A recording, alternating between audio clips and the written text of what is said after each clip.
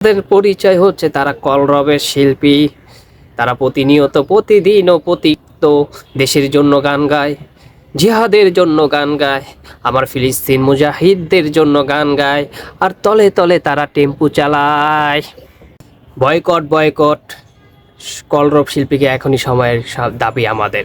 সবাই বয়কট করতে হবে। কেন তাদেরকে বয়কট করতে হবে? কিসের জন্য তাদেরকে বয়কট করতে হবে?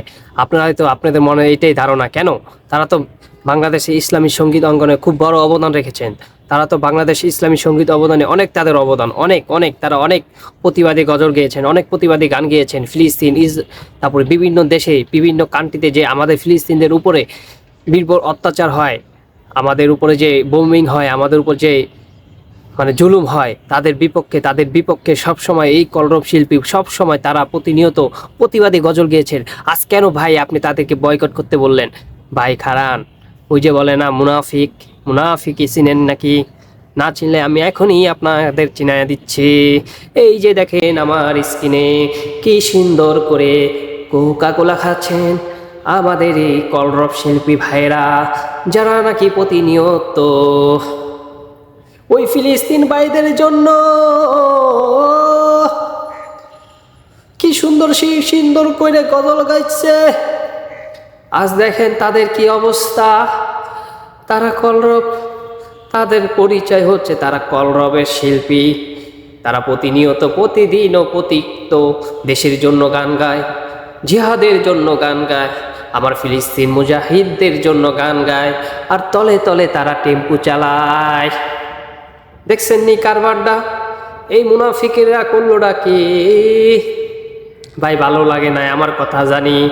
কেন তাদেরকে মুনাফিক বলতেছি? তারা তো একজন মুসলিম, তারা তো তাদের তো জুব্বা পরে, দাড়ি রাখে, টুপি পরে, তারপরেও কেন তাদেরকে মুনাফিক বললাম? ভাই মুনাফিক বললাম এর কারণে ভাই, তারা মুখে মুখে বলে যে ইসরায়েলের জিনিস বন্ধ করো, ইসরায়েলকে বয়কট করো, ইসরায়েলের পণ্য আমরা খাবো না।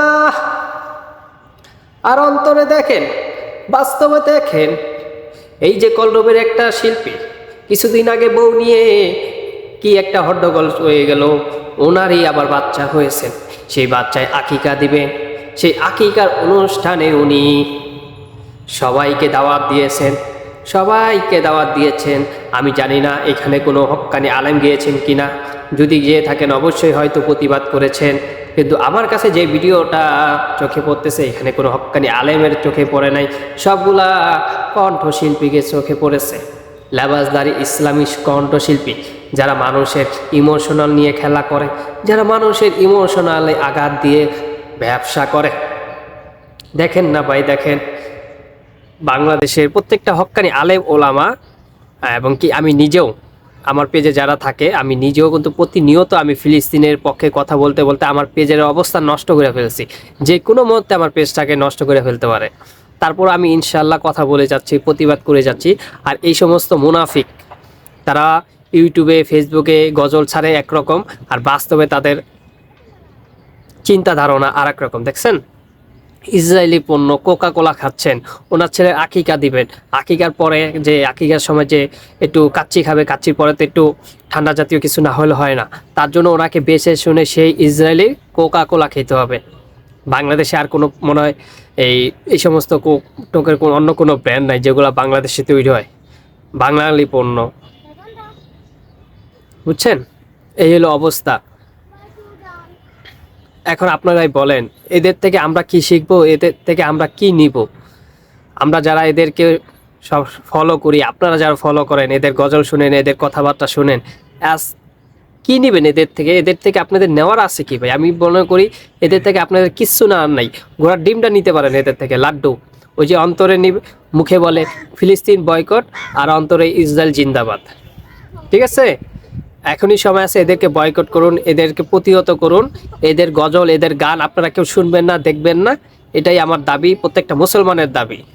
এই সমস্ত কুলাঙ্গার, এই সমস্ত বাটপার, এই সমস্ত সিটার, এই সমস্ত মুনাফিক, এদের হাত থেকে আপনারা সবাই রক্ষা থাকবেন। আপনারা সবাই এদেরকে বয়কট করবেন।